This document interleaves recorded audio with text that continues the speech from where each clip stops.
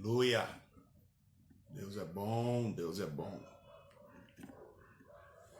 Daqui a pouquinho a gente já vai estar aí ligadinho. Pastor Rodrigo daqui a pouco já vai estar entrando conosco.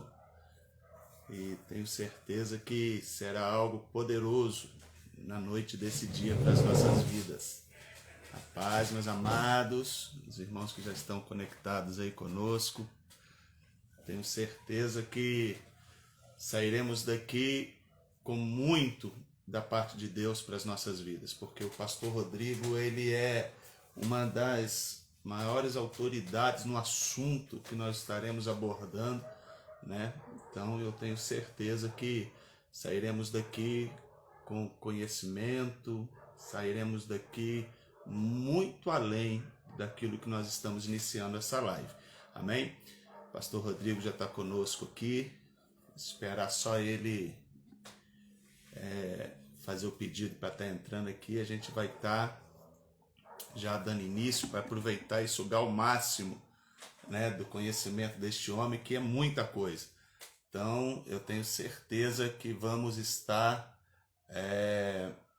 vivenciando coisas poderosas aqui nesses dias, amém? Nessa hora. Então, fica ligadinho aí conosco, que vai ser, amém? Fica aí ligadinho. Tenha papel e caneta aí para você estar. Ô, Glória! Paz, pastorzão! E aí, pastor Célio, meu amigo? Tudo bem, meu amado? Que bênção! Que bênção poder estar aí com o senhor aí. Para mim é uma honra. Tenho certeza, irmãos, vocês não têm noção. Já tem né, semanas e semanas que eu estava lutando com o pastor para ele arrumar um dia na agenda dele para nós podermos fazer uma live junto, porque o homem é muito requisitado. Então aí vocês já viram, né? Então eu tenho certeza, aproveita aí, tenha, né, papel, caneta, esteja aí, porque vai ser muita bênção mesmo essa live, eu tenho certeza. Estou aqui, pastor Rodrigo, primeiro para instigar o senhor dentro, né, daquilo que o senhor domina, né? Então, que é o assunto que é a escatologia, né, que é a doutrina ou o estudo das últimas coisas. E é aquilo que a gente está vivenciando hoje, né? Maravilha. É um prazer muito grande estar aqui. Pastor Célio, tá dando eco na minha voz. Acho que é porque você está sem fone. Você está com ou sem? Não, eu vou dar um jeitinho aqui agora, aqui, já vou providenciar um fone aqui para mim aqui. É porque eu estava meio longe aqui. Espera aí. Alguém vai trazer um fone para mim aqui. Espera aí que alguém vai trazer, em nome de Jesus. É porque quando eu falo, eu estou me ouvindo duas vezes. Está chegando com eco aqui. Mas... Ah, sim. E normalmente então eu já vou colocar aqui. Eu achei que pelo fato de a gente estar um pouco mais longe aqui, que a gente está bem já providenciado aqui para mim. A equipe aqui é top demais, pastor. Ô, família top essa nossa aqui. É por causa da caixinha de som. No que o som sai aí para você, ele chega para mim também e provavelmente para os nossos ouvintes. Agora vai ficar bom. Já melhorou. Melhorou aí? Já ficou top. Ficou bom. Agora então tá bom, só uma voz. Então tá bom. É o seguinte, meu amigo. Boa noite. Paz seja convosco aí, povo que está chegando. É uma honra para mim estar com você aqui. Eu estava com esse negócio de agenda complicada mesmo. Eu falei, nossa Deus, com o Célio nós temos que fazer essa live de qualquer jeito. Então, é o seguinte, rapaz, é um prazer muito grande estar aqui. Espero poder contribuir realmente. Pode, né, pela graça de Deus, pela misericórdia aí. Vamos fazer um bate-papo, pode perguntar. E eu tenho certeza que é momento de estudar esse assunto. Chegou a hora de estudar escatologia, estudar Apocalipse, aprofundar nisso. E eu espero poder contribuir aí para as nossas audiências, aí, os irmãos que estão chegando aqui. Inclusive, queria pedir aos irmãos, para você que está aqui na live, irmãos, manda essa setinha, esse aviãozinho que está aqui embaixo, ó. Manda ele para pelo menos mais 3 pessoas, por favor. Isso aí, vai compartilhando. Para poder assistir. E se vocês apertarem o coração aí nos dois sentidos, no literal e no figurado, o Instagram vai notificar o povo de que vocês estão assistindo essa live e vão vir para cá. Não é isso, pastor? Exatamente, vai colocar aí essa live aí como algo relevante. Então o próprio Instagram vai estar trabalhando em cima disso aí, né? Maravilha. Então, pastorzão, Hoje a gente tem visto algumas coisas, né? Até umas certas aberrações a respeito do assunto escatológico, né? A gente fala aberração no sentido que muito longe de alguma teoria que possa ter algum tipo de relevância em cima do assunto, né? Então, com o senhor falando aqui para aprender, né? Além de pastor, é um grande professor do assunto, e eu queria, né? A gente vai estar falando sobre a esperança na volta de Cristo, a verdade que é concernente a isso, e eu tenho certeza, irmãos que estão nos ouvindo, escute o que eu vou falar, sem querer ser redundante, aproveite a oportunidade hoje, tá? Que essa oportunidade de estar ouvindo o pastor Rodrigo é uma oportunidade ímpar, tá? Então fique aí ligadinho, ele tem um canal top, que é a Hora da Escatologia, no YouTube, eu sigo lá, vejo, né, as lives que ele faz, quando eu não consigo ver ao vivo, eu vejo lá, acompanho lá no YouTube, então esteja lá, tem um livro que é top também, o meu não consegui ainda, mas é top, eu já estava vendo o pessoal comentando sobre o livro, não perca a chance, tá? E eles estão demorando muito, pastorzão, para entregar, está demorando muito, né? Eu acho que é muita coisa nesse livro, todo mundo está querendo, então, ô Glória, então aí está mais difícil, vai ser benção. Correio tá um problema, cara, tá um problema. Exatamente. Também que eu tô querendo ampliar aqui e tá demorando demais, misericórdia, mas é isso aí. Então, obrigado pelo carinho aí, por essa atenção. Então é isso, o livro é Escatologia e Esperança para o Nosso Tempo, as pessoas podem entrar no site da Amazon e adquirir por lá. A Liliane aqui, minha amiga, está dizendo que é o melhor livro de escatologia. Ô, Glória, tenho certeza disso. Então, pastor, dentro do assunto, né, que a gente vai estar abordando aqui, eu convivendo com, né, eu como um pastor que eu apacento, estou à frente da obra, a gente vê muita dúvida sobre algumas situações no que diz respeito à doutrina das últimas coisas. E uma dessas situações que eu fico vendo é que as pessoas elas juntam os episódios, né, que são episódios distintos em uma mesma situação. Então, eles acabam confundindo e achando que milênio, que arrebatamento, tudo é a mesma coisa, né? Então, eu queria já pedir para o senhor trazer uma explanação para nós, dizendo que eu comungo da mesma visão escatológica que o senhor, tá? Sou pré-tribulacionista até o tutano, né? Porque, na realidade, se nós formos pegando as outras nuances acerca do assunto, são bem refutáveis, tem coisas que é muito fácil de refutar, né? A respeito de eu não posso ser um pós-tribulacionista, sendo que o único que vai saber da volta do mestre é o próprio Pai, né? Então, se eu passo 3 anos e meio já sabendo da tribulação, agora o anticristo ele se colocou na posição, então é só contar mais 3 anos e meio e aí a gente já vai saber de algo que apenas o Pai já sabia, né? E como ladrão na noite, ele virá. Então eu queria que o senhor trouxesse aí, se de repente o senhor pudesse falar de uma forma assim, bem rápida, sem querer sugar muito do senhor, mas sugando, né? A respeito do pré-tribulacionismo, pós-tribulacionismo, meso-tribulacionismo, dentro desse assunto, se eu puder trazer para nós aí uma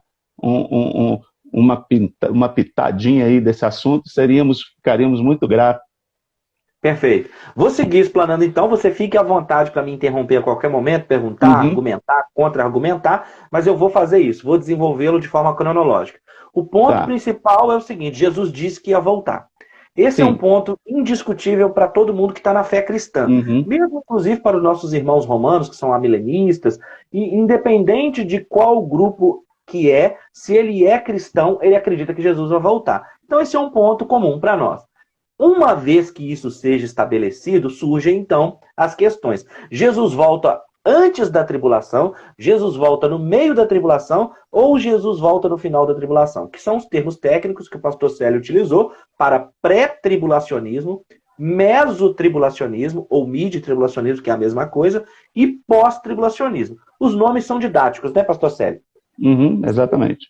pós-tribulacionismo, é porque acredita que Jesus volta antes da tribulação. Se é meso, mid, tribulacionismo, acredita que é no meio. Se é pós, é porque acredita que é depois. Então, os nomes são realmente, para os nossos ouvintes aqui, claros como parece que é.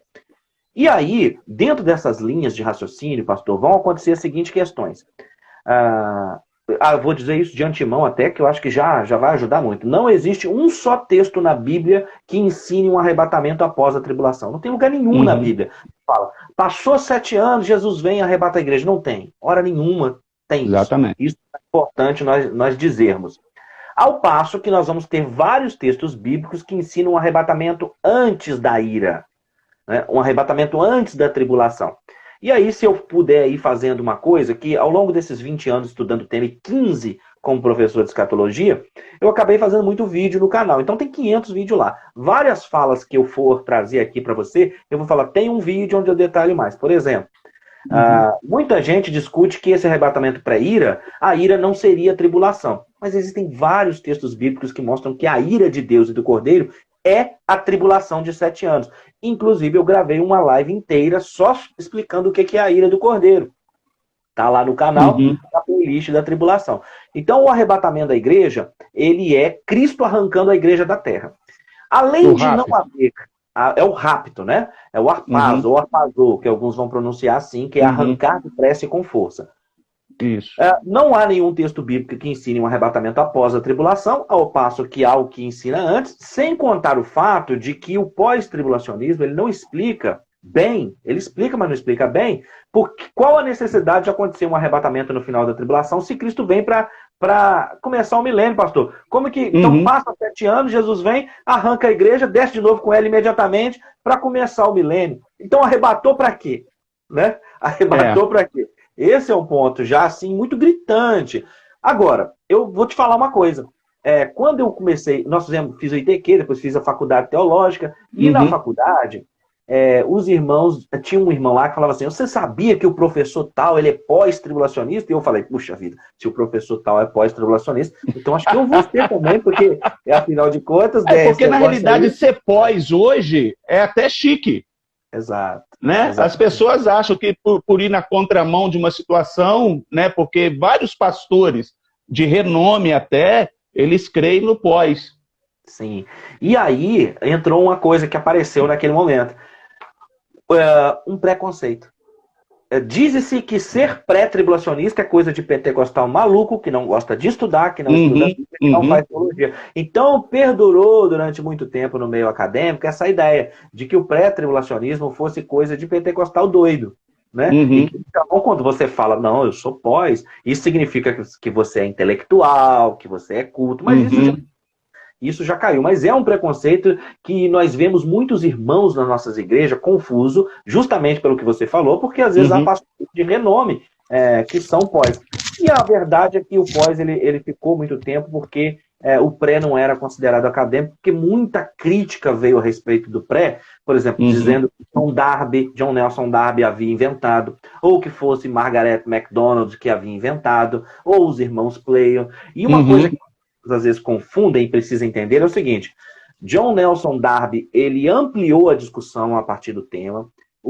Lembra daquela Bíblia de Scofield, Bíblia anotada de Scofield, que é lá claro. Fez sucesso nos anos 90. Então eles ampliaram o assunto. Mas quando alguém me pergunta essa questão, eu respondo assim, o que dizem as Escrituras? E as Escrituras são claras em dizer que existe um momento onde Jesus vem nas nuvens e arranca a igreja da terra e se encontra com ela e não pisa na terra, e há um momento onde ele pisa na terra e começa um reinado literal aqui na terra de milênio. Então, essa é uma grande confusão que as pessoas não conseguem colocar, porque, como eu disse no início, são eventos distintos. Arrebatamento, tribulação, milênio, tudo isso são eventos distintos, que são cronologicamente, né? As pessoas levam por um outro lado, falando, será que vai continuar? Vai ser na hora da tribulação, quando tiver tribulação, o milênio já vai iniciar logo depois do arrebatamento, então quando tiver a tribulação agora, na Terra, o milênio já vai dar início, então existe essa confusão muito grande. Né? Muita confusão. Você sabe que, e eu queria muito falar sobre essa confusão e chamar a atenção do nosso público aqui, Os irmãos estão falando aqui do livro. Obrigado, irmãos, pelo carinho, coisa aqui, linda. pela atenção. Esse feedback então, é muito bom, né, pastorzão? Isso é combustível. O feedback é combustível para a gente seguir, né, pastor? Verdade. Quando a sua ovelha chega lá e fala, pastor, para a glória de Deus, a mensagem hoje falou, e você foi no ponto, Deus te revelou, pastor. Isso é muito bom, é muito bom quando as ovelhas dão feedback. Então, veja, sábado eu fiz uma live sobre a Páscoa, e eu falei do sinal de Jesus em relação ao sinal de Jonas. E eu falei que Jonas morreu. Eu vou entrar no mérito aqui para a gente não desvirtuar a live, mas aí algumas pessoas, inclusive hoje, me mandaram uma pergunta falando assim, pastor, então se Jonas tivesse orado do Sheol, ou Sheol, isso significa que o Jonas poderia, então, dar uma ideia de que alguém pode estar no Sheol hoje, orar e a sua situação, a sua condenação mudar? Aí eu chamei a atenção para o seguinte, falei, ei, a situação de Jonas e o fato dele ter orado não mudou a sua condenação. No Antigo Testamento, todo mundo morria e descia para o Sheol. Ninguém subiu ao céu a não ser Cristo. Só depois de Cristo que as pessoas passaram a ir para o céu. Então não se tratava de condenação e de mudar a situação de salvação, não. Por que eu estou chamando a atenção a isso? Porque o assunto do arrebatamento é assim. O assunto da volta de Cristo é assim. Não é uma coisa que você fala assim e a síndrome do pregador papagaio, que alguém falou e você sai repetindo. A gente tem muito isso no nosso meio. Mas o que eu tenho tentado insistir é falar, irmão, lê o texto de novo, lê mais uma vez, lê com atenção, estuda o texto. O devocional é de suma importância para nós. Fazer um devocional, orar para Deus falar conosco, mas é preciso estudar o texto para entender para quem ele está falando, o que é que ele está falando e para que momento que ele está falando. E acontece que há 2000 anos atrás, os discípulos perguntaram, Jesus, que sinal haverá da tua vinda? E ele falou de guerra, pestes, de fomes, falou de uma série de coisas. E muitas pessoas perguntam e falam assim, por que então que o arrebatamento antes da tribulação, Jesus não falou claramente sobre ele? Aí a resposta é a seguinte, porque essa não era a ocupação de Jesus. Jesus não estava ocupado com isso, porque nem a igreja existia, pastor Sérgio. Quando ele se refere à igreja em Mateus, ele fala assim, quando Pedro faz aquela célebre declaração por revelação do Espírito, tu és o Cristo, que haveria de vir. E aí Jesus declara, e tu és o Pedro, e essa pedra, e essa fé, e tal, eu edificarei a minha igreja. Ah, bom, então a igreja não está ali ainda. Não a estava igreja edificada. É um de Deus desde a fundação do mundo, não tenha dúvida disso. Mas a realidade da igreja ela é de Pentecostes para frente.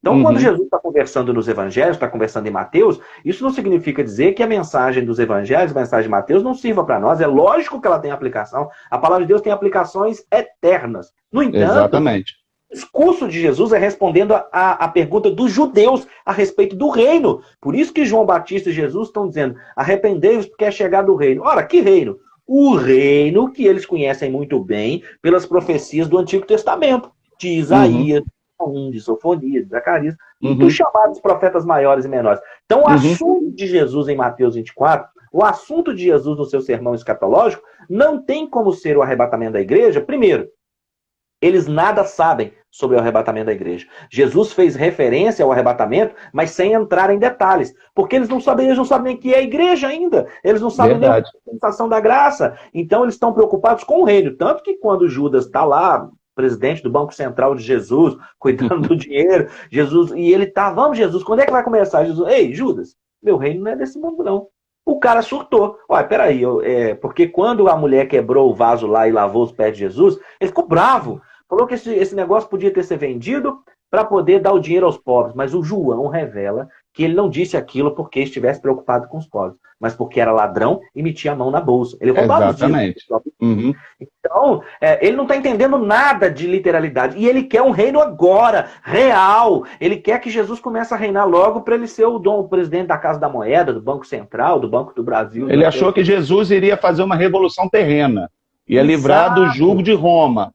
Exato. E era natural que ele e os discípulos pensassem assim, já que eles estão esperando o estabelecimento do reino prometido pelos profetas. Mas o próprio Jesus, quando chegou no templo e abriu o rolo no profeta Isaías, que nós chamamos hoje de capítulo 61, ele diz que veio anunciar o ano aceitável do Senhor. Mas ele não continuou a passagem. Porque na sequência ele vai anunciar o juízo, a tribulação e tal. E ele não. Então por quê? Essa vinda estava... primeiro ele vem como cordeiro, depois ele vem como leão. E essas separações não foram percebidas naquele tempo pelos judeus. Mas ela pode ser percebida por nós se nós formos para o texto bíblico, deixando o texto bíblico falar sinceramente. Então Jesus não está respondendo a nenhuma pergunta a respeito do arrebatamento da igreja, porque ele não falou, essa não era a preocupação dele.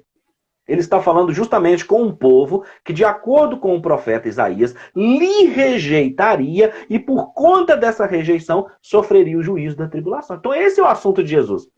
Primeira coisa significante. Isso é de uma significância, né, pastor? Isso é de uma significância quando a gente começa a prestar atenção. É mesmo, Jesus não tinha por que falar do arrebatamento da igreja, já que é a ira do Cordeiro. Não tem como a igreja, como sua virgem, noiva, agora esposa, passar pela ira se ela aceitou casar-se com ele. A ira, de acordo com Paulo aos Romanos, é para quem rejeitou a verdade e rejeitou o evangelho. E pelos profetas do Antigo Testamento, nós sabemos que quem rejeitou o Messias é o povo judeu. Ora, pois, o povo judeu deveria guardar a lei, receber o Messias e ser testemunha das nações. Eu brinco dizendo que eles seriam as verdadeiras testemunhas de Jeová, de acordo com Isaías. Exatamente. No entanto, eles quebraram a lei, rejeitaram o Messias e foram um escândalo para as nações. Portanto, eles não receberam o Messias.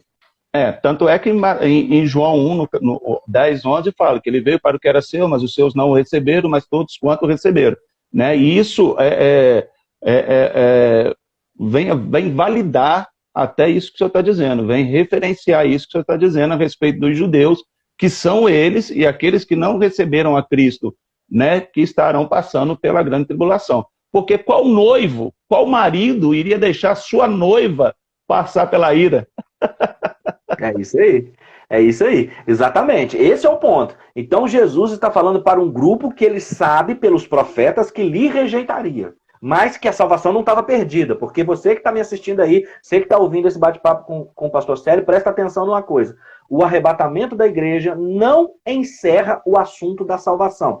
Não sei se isso será tempo para a nossa live de hoje, pastor, mas nós podemos marcar uma segunda. Não, que eu estou dizendo aqui? Que há salvação na tribulação, mas ainda não é este o nosso tema aqui. Então, primeira coisa, Jesus não falou do arrebatamento, ele não detalhou o arrebatamento, porque os discípulos tinham outras preocupações teológicas, tinham outras preocupações espirituais, não era esse o seu foco. E a segunda coisa é que quem falou do arrebatamento da igreja foi Paulo, apóstolo dos gentios. E que ele vai falar, segundo ele afirma, ele fala por revelação de Cristo. E ele vai utilizar, então, a palavra mistério. A palavra, eis que vos digo mistério. Na verdade, nem todos morreremos, mas todos seremos transformados. Então, por que ele está dizendo mistério? Porque o mistério, nas palavras do apóstolo Paulo, significa uma escritura que anteriormente não foi revelada. Por isso ele usa a palavra mistério. É mistério para todos vocês que agora estão me ouvindo, vocês todos que vieram de Israel e agora se convertem, vocês todos que eram gentios e agora se convertem, ei, vocês, grupo de convertidos, eu tenho um mistério para falar para vocês. Eu tenho uma escritura não revelada para falar para vocês. E ele explica, então, o arrebatamento da igreja. Então, o arrebatamento da igreja é um assunto para a igreja. Não é um assunto para Israel. Não é um assunto para o gentio. Por isso é Paulo quem vai explicar isso, sobretudo, na carta aos Tessalonicenses. Na primeira e na segunda. Então, os dois pontos importantes. Entender e saber separar isso. E aí, alguns irmãos perguntam assim, uma leitura simples dos textos escatológicos vai levar ao entendimento do arrebatamento pré-tribulação? Vai! Porque, por exemplo, uma coisa, pastor, que a maioria dos irmãos não sabem, até por causa das pregações mesmo, às vezes a pessoa, no afã de falar da volta de Cristo, no afã de falar do arrebatamento, porque o grande avivalista disse que um homem salvo não quer ir para o céu sozinho. Por conta disso, às vezes nós pegamos textos que, fora de contexto, que às vezes não está falando aquilo, e para poder evangelizar, para poder ganhar a pessoa para Cristo, a gente prega aquele texto, por exemplo, o texto de Mateus 24, como se ele estivesse fazendo uma referência ao arrebatamento, e ali nós, a fim de evangelizar, começamos a ensinar que é o arrebatamento. Mas pense você comigo, ore para que a vossa fuga não aconteça no sábado. Pastor, não sabia que agora você estava guardando o sábado e ensinando a igreja a guardar o sábado. Percebe? Pastor Célio não guarda o sábado. O sábado é os judeus na sinagoga. Né? Isso aí é referência para... Então, realmente... Êxodo 31 vai dizer o quê? O sábado é uma aliança entre Deus e Israel. Aí alguém pode perguntar, mas Deus tem dois povos?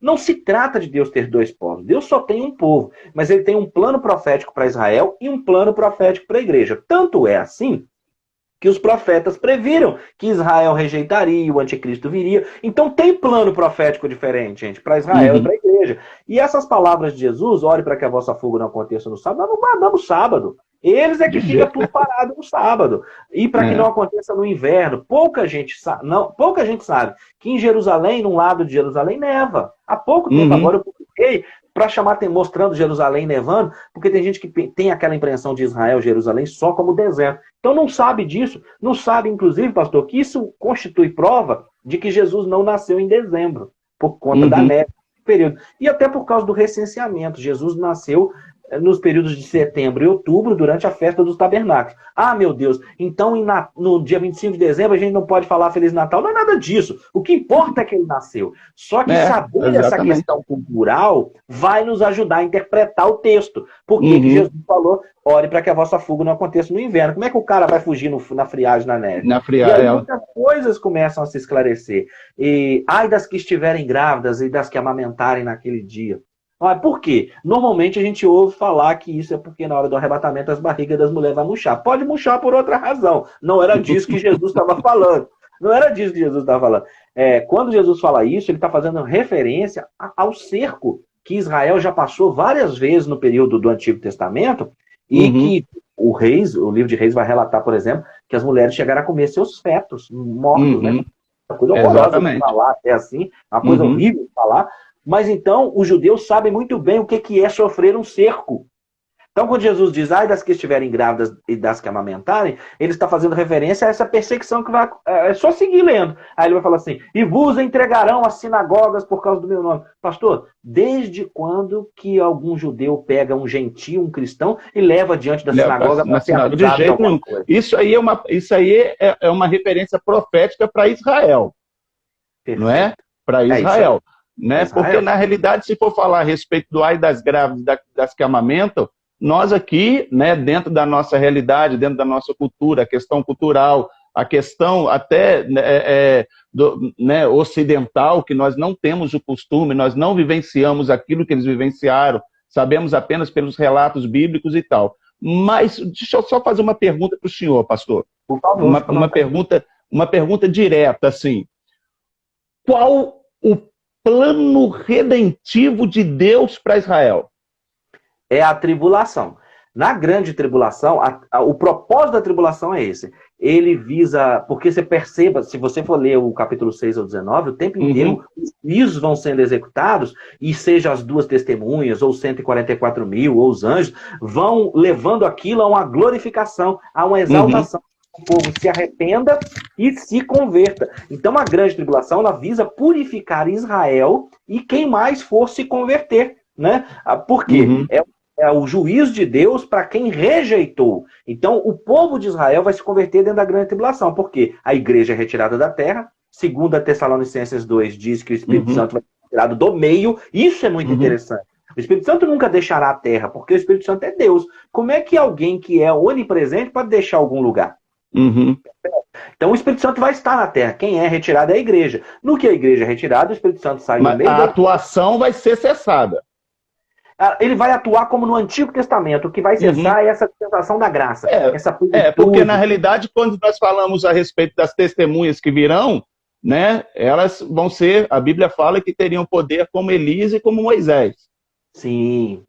Exatamente. Então, o poder das duas testemunhas, os próprios 144 mil são selados pelo Espírito Santo. Então, como que Raabe converteu no Antigo Testamento? Como que houveram conversões no Antigo Testamento ao povo de Israel? Pelo poder do Espírito, porque Jesus afirmou que é o Espírito Santo que convence o homem do pecado, da justiça, do juízo. E se seguir lendo, ele fala do juízo, porque o príncipe deste mundo já está condenado. O príncipe deste mundo é o anticristo, é o espírito do anticristo. O João detalha isso demais na primeira carta. Ele fala, o anticristo do qual vocês ouviram falar que vem por aí, a qualquer momento ele chega. Mas enquanto o anticristo não aparece, muitos têm se feito anticristos, por onde conhecemos que é já a última hora. E ele fala que esses anticristos estavam justamente no meio da igreja, surgiram no meio da igreja, mas apostataram da fé. Portanto, a redenção de Israel ela se dá na tribulação. Quando o apóstolo Pedro levanta, mencionando Atos 2, em cumprimento à profecia de Joel, perceba, é a leitura, é separar os momentos, pastor Célio. Ele começa, você conhece bem a narrativa do texto, ele diz: os homens que estão aqui não estão bêbados conforme vocês estão pensando. O que está se cumprindo é o que foi dito por meio do profeta Joel. E o lindo é ele declarar a profecia de Joel.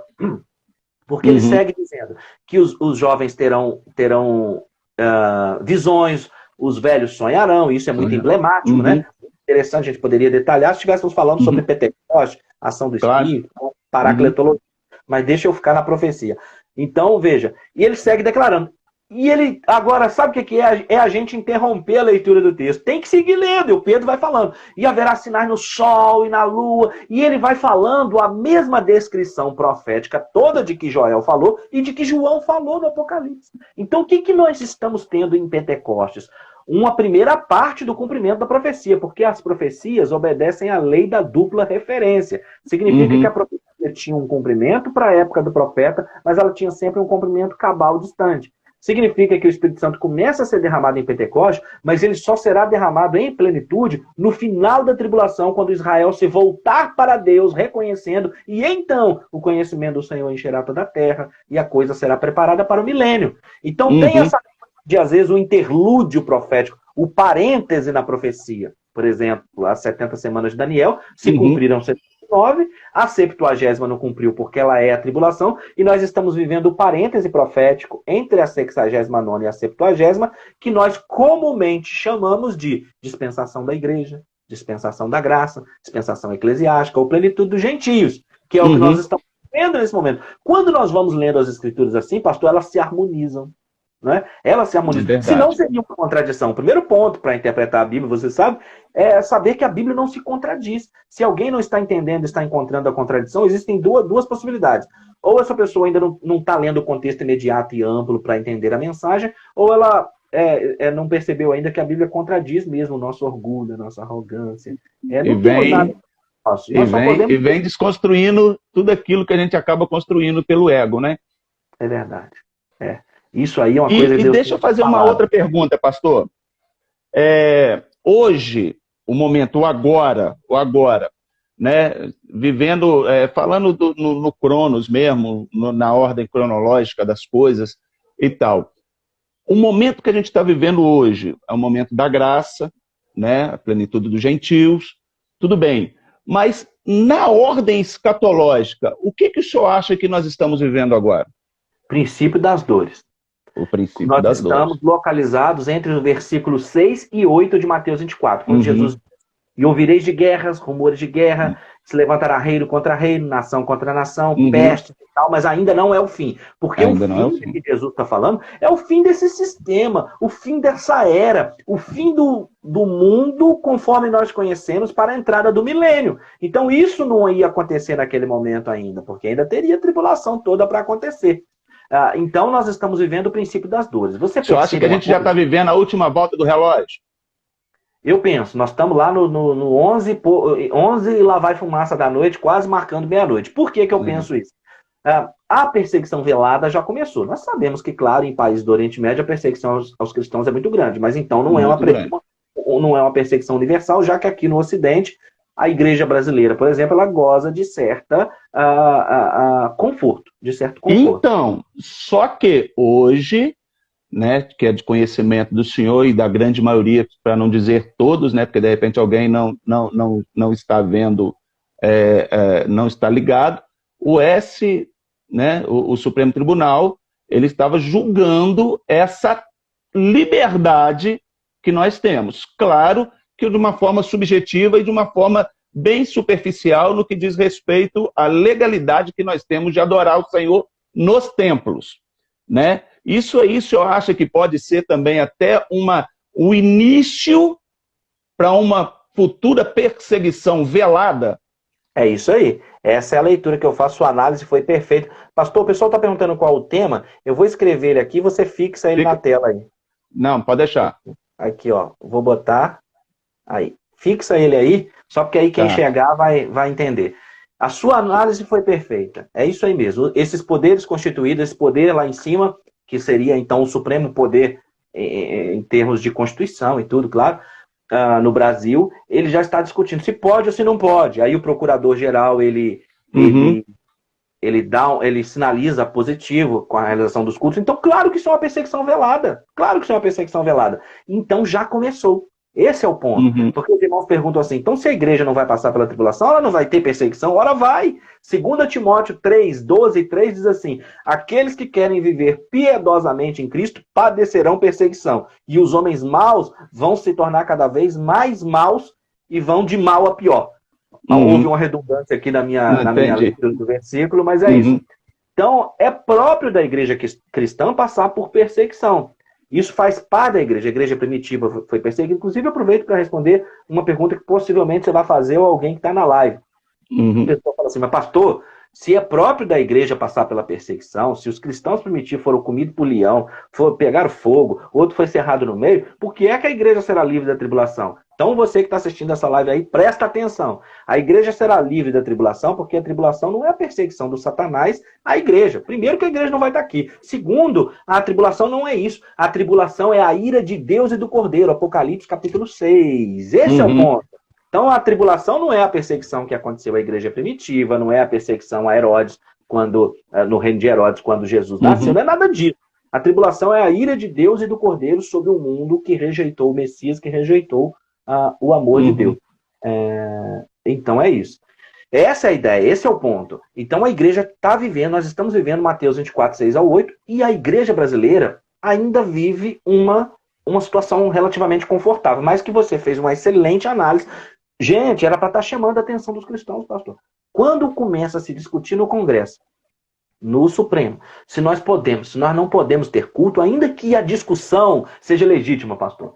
Nós sabemos que a pandemia está aí. Não, claro. Não, eu não estou tirando a legitimidade da situação e até a real situação que nós estamos vivendo no Brasil. Só que isso pode abrir, né, dar uma abertura futuramente, exatamente, ter esse precedente para uma nova discussão. Porque já tem algumas... Né, claro que sem querer levantar a teoria a teoria mas se nós entrarmos da situação em si, nós vamos ver que já existem pessoas, né, isso aí no meio político, que já estão incomodados conosco, até a respeito de isso, posição política e tudo isso, e até mesmo a relevância que nós temos até para colocar determinados tipos de candidatos dentro, né, daquilo que, dentro da Câmara, dentro da Prefeitura, até mesmo dentro do Planalto. Então, isso já está incomodando, né? E se nós não começarmos... É claro, uma coisa que eu sempre digo muito, sabe, pastor? Eu não sei qual é a opinião do senhor, mas para mim, Deus nunca é pego de surpresa. Deus não é pego de surpresa nunca. Tudo isso não é que foi predito, mas a onisciência dele já alcançou isso que nós estamos passando há muito tempo. Então, ele não fala assim, e agora o que eu vou fazer? Eu vou ter que ter um plano B? Não, ele já sabe de tudo que está para acontecer, independente se eu oro para Jesus voltar ou não, já tem uma data específica para que a volta de Jesus venha acontecer, isso no reino, tá? Isso sem querer levantar uma teoria da conspiração gospel, eclesiástica ou escatológica. Mas eu creio que Deus já está com tudo isso no comando. E às vezes as pessoas hoje, né, até dentro de uma temática de esperança, né, daquilo que a gente está vivendo, que a gente vê que o povo hoje ele está totalmente conturbado, a grande maioria está o emocional, um turbilhão, né, e acaba afetando todas as outras áreas. Deus ele não perdeu o controle, até mesmo com essa pandemia. Deus ele não perdeu. Mas é o diabo. Pode ser o diabo, pode ser o inferno inteiro, mas Deus continua no controle de tudo. Perfeito, concordo com você em gênero, número e grau, concordo na sua análise. Deus não é pego de surpresa, Deus não tem plano B. Isaías 46, 10, ele afirma, eu sou aquele que anuncia o fim desde o princípio, e as coisas que ainda não foram, como serão. Então nada escapa ao controle de Deus, inclusive a pandemia, ela está acontecendo por um propósito. Ela está acontecendo por um propósito. A leitura de Ezequiel 14 e Ezequiel 18 pode trazer muita compreensão a respeito do que está acontecendo na pandemia. Quando Deus permite essas coisas, nós devemos nos olhar no espelho e pensarmos o tipo de... Nós como pastores, porque afinal de contas ele disse que a purificação começa pelo altar. Exatamente.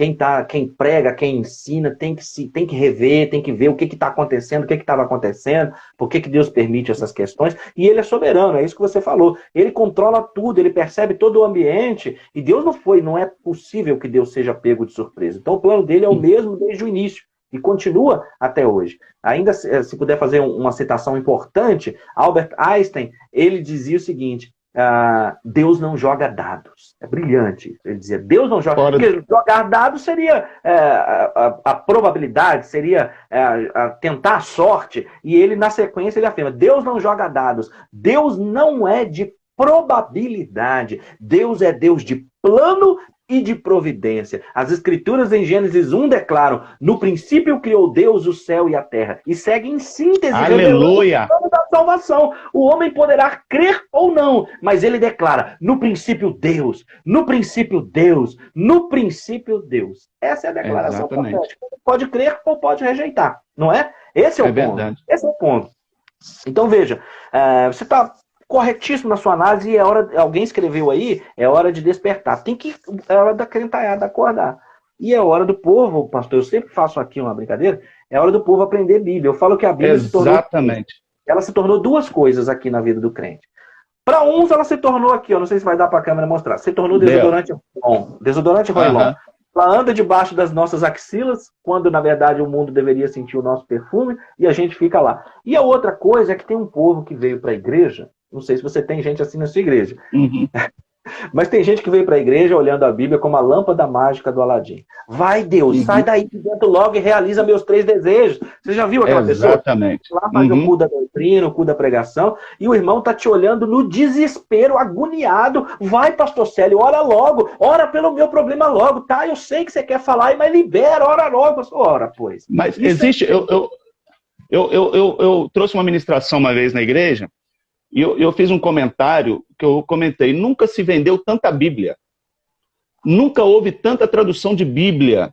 Sim, nunca houve variedade de Bíblia. E eu imagino que nunca houve tanto analfabeto de Bíblia, igual existe hoje. Porque, na realidade, hoje, as pessoas... eu sei que isso é da mesma época, né? Que a gente praticamente se converteu junto, congregamos junto um tempo, aquela coisa toda. Para nós montarmos um sermão, nós tínhamos enciclopédias dessa grossura na estante, olhava, pesquisava, aquela coisa toda. Hoje nós temos a geração do Google, né? Do Ctrl+C, do Ctrl+V. A gente vai preparar um estudo do Apocalipse, pega um comentário exegético, percebe? É isso aí. Agora tem o grupo que não, o negócio que é o Nutella aí da história, né? Que é o negócio pronto.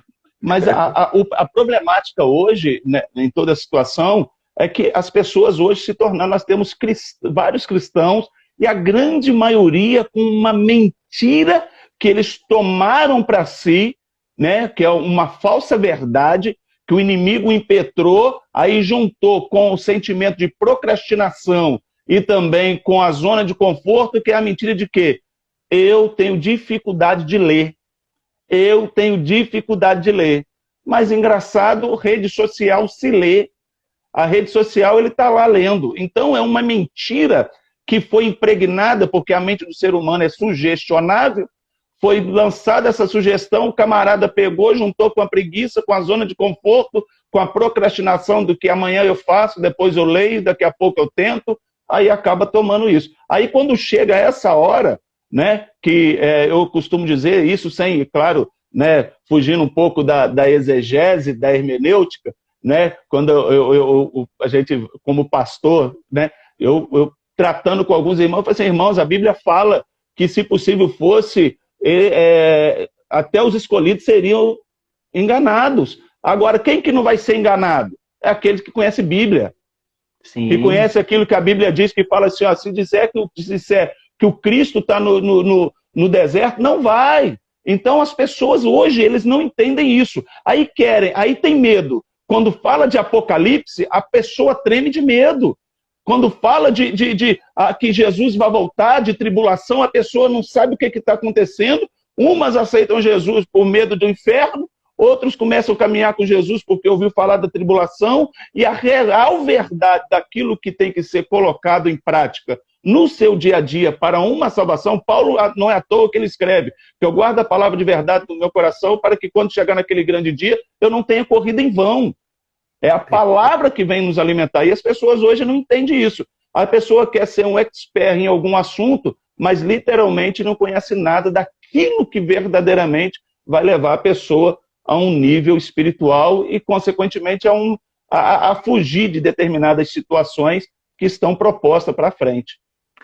Perfeito, perfeito. Suas análises estão perfeitas. O problema escatológico que nós temos é isso. O cara não quer estudar. Ele quer poder, e você falou isso no início da live, existe aquele sentimento de contestação. O camarada quer contestar. Então ele está na sua igreja e quer te contestar, porque ele, afinal de contas, ele, na sua mentalidade, ele precisa aparecer mais que o pastor. Ele quer mostrar para os irmãos que ele sabe mais do que o pastor. Então, às vezes, o cara chegou ontem, e você falou coisas muito importantes aí, a nossa referência de pastor, né? É de um pastor que tem biblioteca em casa, que é o pastor Daniel, né? A nossa referência de pastor é de alguém que, para preparar aquilo que nós vimos ali no início da nossa caminhada, é a pessoa que tem labuta teológica, labuta bíblica. E agora nós temos uma geração de crentes, pastor, que os caras que não estuda, não senta. Eu falo o seguinte: quem não senta para aprender não pode levantar para falar, não tem o direito. Hora nenhuma, hora nenhuma. Não nada, como é que vai? Exatamente. E não Exatamente. sabe nada, não sabe nada. A pessoa hoje, pastor, uma que eles não, hoje não existe um respeito, né, ao tempo necessário para um crescimento, né? As pessoas literalmente vivem uma vida, querem crescer ministerialmente, vivendo uma performance, mostrando uma coisa, com bordões e jargões cristãos que são copiados até de outros líderes, outros pregadores, outros pastores. Não é que seja errado a pessoa, né, gostar de um determinado pregador, de um determinado pastor, não é isso. Só que acaba não criando uma identidade própria. Porque eu tenho certeza que o Senhor chegou até onde o Senhor está aqui hoje, como pastor, como professor, como uma pessoa que se especializou em alguma coisa, é porque teve um chamado de Cristo. Pode ter ouvido, pode ter visto algum pastor ou alguém ministrar sobre o assunto que virou a chave, trouxe isso para a vida do Senhor, mas o Senhor hoje tem a sua identidade identidade ministerial. E isso as pessoas hoje não querem criar. Não querem. Por quê? Porque gasta tempo, demanda esforço, né? Não é à toa que quando Jesus ele disse para que nós venhamos construir a nossa casa na rocha e não na areia, rapaz, já imaginou fazer uma fundação na rocha? Já imaginou cavar rocha, né? E quando ele falou isso, não tinha os recursos que tem hoje. Então as pessoas, por quê? Porque gasta tempo.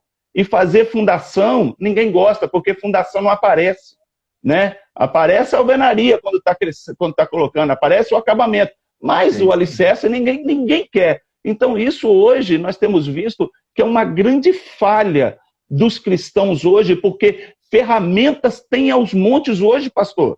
Hoje facilidades tem aos montes. A pessoa fala, a internet é muito fácil, é um caminho fácil para pecar. É claro que é, qualquer caminho hoje é fácil para pecar. Só que também é um caminho que pode nos alimentar, nos fortalecer, nos municiar de ferramentas que outrora nós não tínhamos. Sim. Onde que nós participaríamos de uma live dessa 20 anos atrás, pastor? É verdade. Onde que a gente clicaria no YouTube e falaria assim, rapaz, eu quero hoje aprender sobre escatologia. Eu sou da época, e o senhor também, de pregação de fita cassete. É isso aí. Fita cassete. E quando embolava, ficava assim, não deixa mastigar, não. Tem gente que está ouvindo a gente aqui, não sabe nem o que é uma fita cassete. Nem sabe o que é isso. Ali assistindo a fita cassete do pastor Josué Irion, né, é isso aí. Eu tinha uma fita cassete do pastor Napoleão Falcão falando sobre Israel e sobre Deus tratando sobre Israel na vinda de Cristo. Porque o pastor Napoleão Falcão também é uma referência, o camarada conhece bastante sobre o assunto. E eu lembro que eu tinha essa fita. E eu ouvia, e assim, por quê? Porque nós não tínhamos isso. E hoje nós temos essa facilidade. Hoje, todos têm essa facilidade para ter essa munição, para ter essa ferramenta, usar de uma forma coerente e ao benefício do reino. Mas não, preferem simplesmente Netflix, vamos ver, vamos ficar no Instagram, mas se ficasse no Instagram participando de live assim, seria uma benção. É isso aí. Rapaz, você sabe que você falou uma coisa, a pessoa que nasceu hoje e ela já quer amanhã ser adulta. Aí fica aquele cara de bebê vestido de adulto, né? Aquele bebê com bigodão, com barba. Com bigode, você olha... É uma criança na fé. Mas hoje temos muitos neófitos, pastor, que querem que você olhe e fale assim, poxa, o cara aceitou Jesus ontem, hoje é apóstolo, hoje é bispo. O camarada, aí você vê, o cara não tem E aí fala assim, mas pastor, isso não causa escândalo? Claro que acaba causando escândalo, porque sem um alicerce necessário para suportar determinadas situações na caminhada e na trajetória, a pessoa acaba cansando no meio do caminho e retornando. Então é só Jesus. Só Jesus mesmo. Entre quem tem chamado e quem se chama, né? Exatamente. Todos luta e vão ter provação, mas quem foi chamado, o Senhor sustenta. Quem se chamou, é isso. O processo é esse. Às vezes as pessoas não entendem que entre o plantar e o colher tem o regar, tem o processo. Não estão querendo... Alguém falou uma frase outro dia que eu estava doido para repeti-la, acho que é a oportunidade, só que eu não sei quem foi que falou, mas alguém disse que quem só pode participar da bênção quem submeter-se ao processo, por aí vai. Coisas dessa natureza. Então nós estamos com problemas na escatologia, e não só na escatologia, mas nas outras áreas da caminhada cristã, e eu vou te falar, no problema da cidadania cristã, na questão da ética cristã, de política, de coisas dessa natureza. E nós somos, assim, sempre a bola da vez, a noiva do momento, que os políticos interessados em quem que os evangélicos vão votar, porque nosso povo não está esclarecido, sendo que vive uma contradição que você falou aí. Você diz, e eu concordo, nunca teve tanta Bíblia vendida, tanta Bíblia... Tem Bíblia na linguagem de hoje, na linguagem de ontem, na linguagem de amanhã, na linguagem de depois de amanhã, né? Tô brincando, mas tem de todo jeito. Só que é o seguinte, vende demais Bíblia, tem Bíblia em tudo quanto é a tradução, mas é um povo que cada vez lê menos Bíblia. É um povo que cada vez lê menos Bíblia, né? Então como é que nós vamos ser resposta de Deus? Porque Efésios 3,10 diz o seguinte: agora agradou a Deus tornar a sua multiforme sabedoria conhecida dos principados e potestades através da igreja. Pastor, pensa nessa frase. Agora agradou a Deus tornar a sua multiforme sabedoria conhecida de principados e potestades. Significa que nós, como igreja, olha a missão aí, os anjos, os demônios, as potestades, as autoridades, vão conhecer a sabedoria de Deus através de nós. E que sabedoria é essa que nós estamos revelando nesse tempo? A Bíblia fala em 1 Pedro 3,15 da seguinte forma: primeiramente, santificar a Cristo como Senhor em vossas vidas, né? E complementa, a parte B diz assim: está sempre preparados para responder com temor e tremor à razão da esperança que é em vós. Então, essa parte do preparado é que faz o meu corpo arrepiar. É chique isso, né? É chique, é coisa muito linda. E é isso que nós estamos precisando acordar, isso que a igreja está precisando acordar. Ela precisa saber responder com mansidão e temor qual a razão da esperança que é em nós. Você é crente para quê? E aí você percebe que a pessoa está na igreja, às vezes, não sabendo responder isso. Não, até mesmo essa esperança vem até de uma ordem escatológica. Qual que é a minha esperança como igreja? O que eu estou esperando? O que me motiva? Né? O que me faz abrir mão dos manjares que estão sendo oferecidos hoje para eu estar na igreja? Por quê? Porque a minha esperança está que Cristo irá voltar. A Bíblia fala em Hebreus 10, no livro de Hebreus, no capítulo 10, eu não me recordo o versículo, se eu não me engano é o versículo 26, se eu não me engano. O escritor de Hebreus escreve da seguinte forma: aquele que há de vir virá e não tardará. Então, a qualquer momento, Jesus está vindo. Eu estava conversando com a minha esposa outro dia a respeito o povo hoje não acredita que Jesus vai voltar.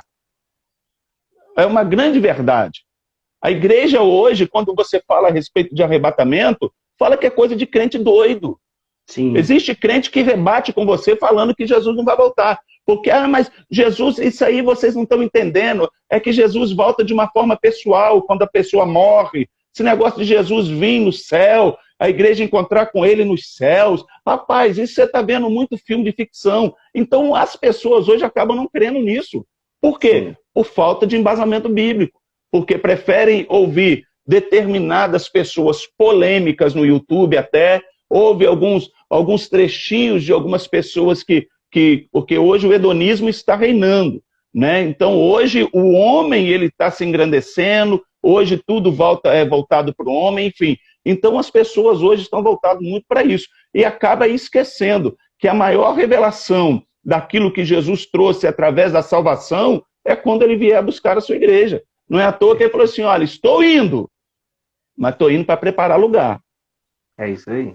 As moradas estão lá, não seria. Quando Jesus faz a referência ao arrebatamento nesse momento, mas você percebe que ele fala isso e não explica. Ele fala em João 14:3, que você está citando aí. Eu vou preparar lugar para que onde eu estiver, eu possa levar vocês para que vocês estejam comigo. Isso é uma referência ao arrebatamento, porque ele está indo preparar um lugar que quando aquele lugar estiver preparado, eu venho buscar vocês para que onde eu estiver, vós estejais também. Para que vocês estejam comigo lá. Ele está fazendo uma referência velada ao arrebatamento. É uma esperança escatológica. Agora, você falou aí sobre hedonismo, é impressionante como que a história é cíclica. Paulo, através de Paulo falando aos Filipenses, diz que o Deus das pessoas desse tempo, principalmente pessoas que estariam na igreja, é o ventre. Por que é o ventre? Porque elas querem satisfazer o seu próprio desejo, que é o hedonismo. Para quem está assistindo aí, que o pastor o hedonismo é aquela pessoa que vive em prol de satisfazer o seu próprio desejo. Vive para o prazer somente, é o hedonismo. E a história é tão cíclica que quando você fala isso aí, que as pessoas estão achando que volta de Cristo é ficção e tal, etc. Juízes 2 diz assim, e morreu Josué e foi sepultado. E levantou-se após ele uma geração que não conhecia o Senhor e nem a obra das suas mãos. E aí, se você continuar lendo o capítulo 2, o texto vai dizer, e o povo era rebelde porque não conhecia Deus e ia em cativeiro. Deus levantava juízes, e os juízes iam e libertava o povo. Em acontecendo de morrer o juiz, o povo começava a pecar, desobedecer, voltava de novo, levantava juiz, e a história é cíclica, e nós estamos vivendo hoje essa situação. Muitas pessoas estão vivendo cativeiros espirituais, nas suas mais variadas áreas da vida, porque não conhecem a Deus através da palavra. É porque às vezes fica num imediatismo do evangelho, me dá minha bênção logo, e quando pergunta qual a razão da esperança da pessoa para estar na igreja, ela está na igreja para ter carro novo, ela está na igreja para ganhar esposa, para ganhar marido, para ganhar namorado, para ganhar faculdade. E Deus dá isso tudo mesmo. Deus dá carros, Deus dá esposa, Deus dá marido, Deus dá faculdade, mas isso não é o objetivo principal, isso é coisas subjetivas a realizar para nós. O objetivo é que o Cristo seja glorificado em nós. O objetivo é que o Cristo seja manifesto através da nossa vida. Paulo escreve que aquele que espera em Cristo apenas para essa vida é o mais miserável de todos os homens. E hoje, quando nós pegamos essa situação que o senhor está dizendo, eu como um pastor local, eu vejo muito isso. A pessoa hoje ela não quer passar pelo processo de um tratamento, de uma cura, de uma libertação, para ela começar a galgar alguns degraus, até ministerial, vivendo uma vida diferenciada. Por quê? Porque hoje, o que a pessoa quer é o agora. Quando o senhor disse a respeito da lâmpada mágica, é uma coisa que eu creio, muita gente pensa nisso. E só que a dificuldade hoje das pessoas é o esperar. Eu não sei, né? Tanto é que a Bíblia fala até, eu não sei se eu vou ferir de novo aí a hermenêutica e a exegese, vou dar uma ferida. Quando Daniel fala no capítulo 12, no versículo 4, a respeito de muitos correrão de um lado para o outro, né? Eu entendo qual é a razão escatológica disso, mas hoje essa correria, a pessoa acaba não tendo tempo para um crescimento. Ela não quer dar tempo. Só que hoje, se nós pararmos para pensar, eu quero abrir um parêntese aqui, pastor, se o senhor me permite, se nós pararmos para pensar, hoje nunca se investiu tanto em entretenimento. Nunca. Hoje a pessoa, eu não vou falar muito assim, porque senão as pessoas vão achar que o senhor e eu sou velho, mas na realidade eu sou da época dos 2 canais de televisão. É isso aí. Só tinha 2. Hoje a pessoa tem 100 e tantos canais, hoje a pessoa tem Netflix, tem Prime, tem mais não sei o quê, Disney Plus, uma série de situação, e hoje com tanto entretenimento nisso, né, que é investido, isso sem falar nos outros níveis de entretenimento, né, hoje nunca se viu uma geração tão triste, uma geração tão vazia, uma geração tão depressiva como nós temos visto hoje. Por quê? Porque estão direcionando a esperança deles nessa época, estão praticando, né, a cultura do hedonismo, porque eu preciso, eu quero, e a hora que chega naquilo que a palavra de Deus diz, que aquele que quer ganhar tem que perder, aquele que quer ser o maior tem que ser o menor, aquele que quer vir após mim, toma a sua cruz e siga-me, aí a pessoa não quer, não entende que o cristianismo, se hoje quando eu fico muito assim, eu luto internamente, quando algum tipo de razão que eu tenho me faz buscar algum tipo de benefício. Não, eu estou com a razão. Aonde que a Bíblia fala que cristão tem razão? Jesus tinha razão e estava numa cruz. Ele poderia descer, ele estava com a razão, não tinha ninguém igual a ele naquele momento, porque era o cordeiro mudo levado ao matadouro, sem mancha, sem mácula, sem defeito nenhum, sem pecado nenhum, estava pagando por muitos. E às vezes a gente acaba trazendo isso para nós. Eu mereço. Só que na realidade o que eu mereço, o que nós merecemos era a cruz. E Jesus a tomou em caráter de substituição. Ele nos substituiu. E às vezes por isso a gente acha que nós temos, melhor dizer, nós temos o direito de ter tudo. Só que nós não temos. E é isso que tem levado as pessoas vivendo desse jeito.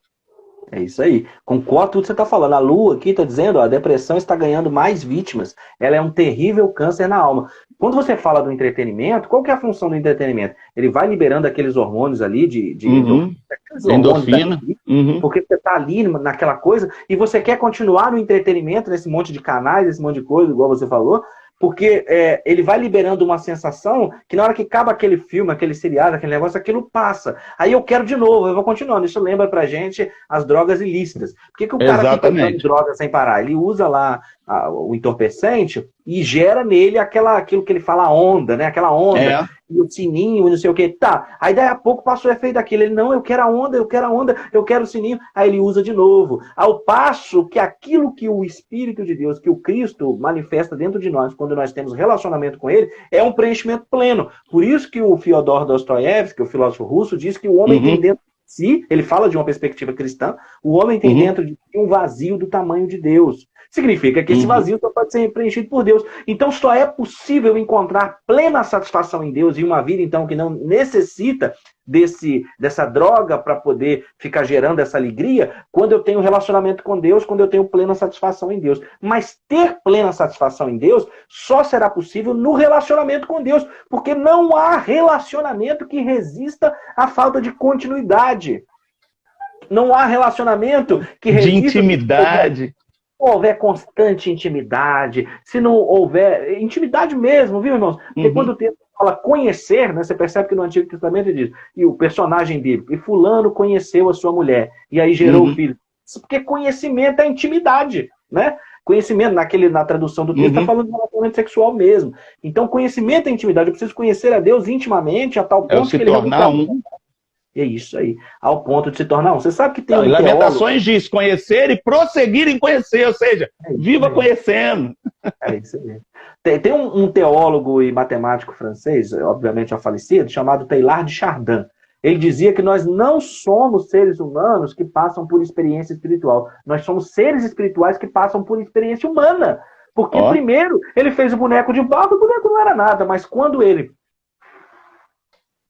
Então aquele boneco passou a ter vida. E agora nós temos algo dentro de nós da essência de Deus que quer voltar para Deus. É a tal saudade do céu. Porque tem algo dentro de nós que é uma partícula, que é algo que veio de Deus e quer voltar para Deus. E enquanto nós não entendermos isso, enquanto nós não entendemos o propósito para o qual fomos criados e que Deus quer ter relacionamento conosco, que Ele quer se revelar conosco, nós vamos viver a tal da eterna insatisfação. Né? E a insatisfação, ela, eu queria que os irmãos guardassem isso. A todo momento que eu estou insatisfeito, o inimigo chega com alguma coisa para trazer um determinado tipo de satisfação. Isso aí pode ter certeza.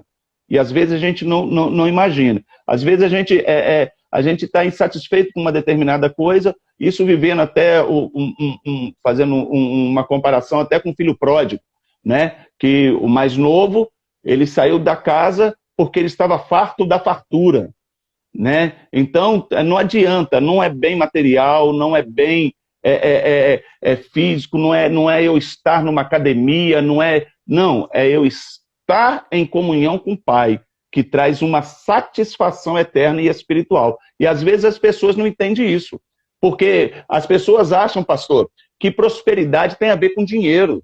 Só que prosperidade não tem nada a ver com dinheiro. Prosperidade é ausência de necessidade. Tem gente que é tão pobre, mas tão miserável, que a única coisa que ele tem é dinheiro. E não tem mais nada, não tem uma família feliz, não tem saúde, não tem paz. Então tem pessoas que comem arroz, feijão e ovo todo dia, se tiver, mas está cantando: o Senhor é meu pastor e nada me faltará, está feliz da vida.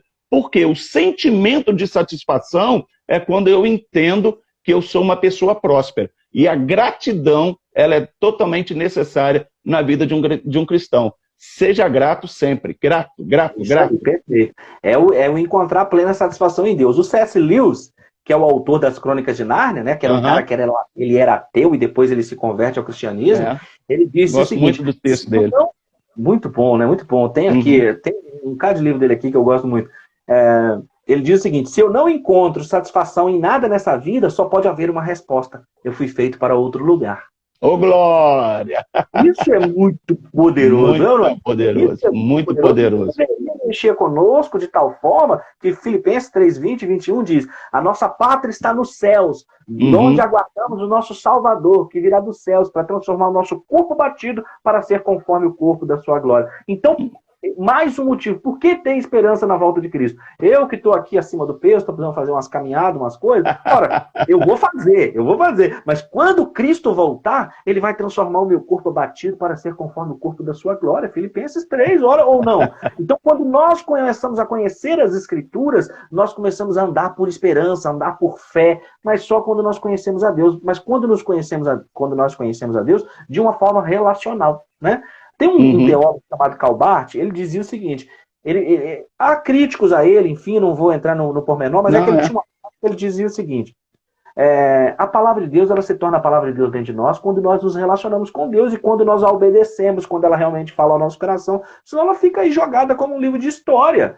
E é muito interessante falar isso, porque tem gente que está na igreja, tem carteirinha de membro, está lá, mas não está. Ela está dentro da igreja, mas ela não é igreja. Não é? Ela está dentro do CNPJ, ela está dentro da instituição, ela está dentro do templo e tem que estar. Né? Eu quero dizer aqui, você que está me assistindo, ouvindo a gente conversar aqui, é preciso congregar, porque a igreja não salva ninguém, a igreja CNPJ não salva ninguém, mas o salvo quer estar na igreja CNPJ adorando, cultuando, congregando, servindo. Está junto, na comunhão. Sim. Quando o apóstolo Paulo fala com os crentes de Efésios para desenvolver a salvação, e se nós vamos observando a leitura do texto, como é que desenvolve a fé e a salvação? Servindo aos irmãos. E onde é que você serve os irmãos? Na igreja. Só na igreja? Não é só na igreja, mas é na igreja. A igreja se reúne para este fim. A igreja se reúne para a campanha de oração, para a corrente, para o discipulado, para a escola bíblica, para o culto de doutrina, para ser uma identidade, para ter uma comunidade no bairro onde ela está inserida, na situação onde ela está inserida, para anunciar que Cristo é aquele que liberta o homem das drogas, da prostituição, da bebida, e não é isso que Paulo diz? Ele nos tirou do reino das trevas e nos transportou para o reino da sua luz. Então é preciso congregar, é preciso se reunir como igreja, porque a igreja testemunha isso. Tem muita gente que eu tenho uma playlist lá no canal sobre hermenêutica, onde eu explico isso aí, que a pessoa fala: não, mas a Bíblia diz que onde estejam 2 ou 3, eu já sou igreja. O texto não está falando nada disso. Se você me permitir uma ponta de hermenêutica, o texto está dizendo o seguinte: o texto está falando, baseado em Deuteronômio, baseado em Hebreus, dizendo que na lei de Moisés era preciso 2 testemunhas para confirmar aquela palavra. Então é disso que o texto está dizendo. Ele não está dizendo hora nenhuma que 2 ou 3 pessoas reunidas vão ser igreja. Eu sozinho não sou igreja, eu sou uma parte da igreja, eu sou um dedo, uma mão, sei lá, um olho, uma orelha, o que é. Agora a igreja é o corpo inteiro, bem ajustado, conforme diz o texto bíblico, e o hino. Né? Então... A pessoa pensa: eu posso servir a Deus. Glória a Deus que tem a live. Nós estamos vivendo um ano de onda roxa aqui. E às vezes, se não puder congregar, tem a live. Glória a Deus. Mas não pode viver só de live, né, pastor? Tem que assistir a live. Não pode. Mas não pode viver só de live. Na realidade, o que acontece? A live hoje é simplesmente um paliativo. né? Estou falando em questão de culto, né? Dependendo em detrimento da situação que a gente está vivendo hoje. Mas o congregar é tão necessário, porque o congregar é aquilo que o senhor estava dizendo, né? Eu queria salientar um pouco, é onde nós expressamos, é onde nós somos lixados, porque nós convivemos com pessoas que são diferentes de nós, que não fazem parte da nossa família, porque às vezes a gente fala assim, mas conviver com o irmão é difícil. Não, é a mesma coisa que a nossa família dentro de casa. Qual família que não tem os seus problemas? Qual família que não tem as suas discordâncias, mesmo que seja diárias, mensais, mas independente disso, qual que não tem? Então a igreja é a mesma coisa. Vou chegar lá, vou amar o irmão tem um jeito mais diferentezinho do que o meu, uns são mais calados, outros são mais risonhos, outros são mais introspectivos, outros são mais extrovertidos. Então isso faz com que nós venhamos nos adequar. Infelizmente hoje, pastor, como as pessoas hoje, né, falam assim, mas dentro da igreja tem problema. Claro que tem. Claro que tem. Por que dentro da igreja tem problema? Porque você está lá, porque eu estou lá.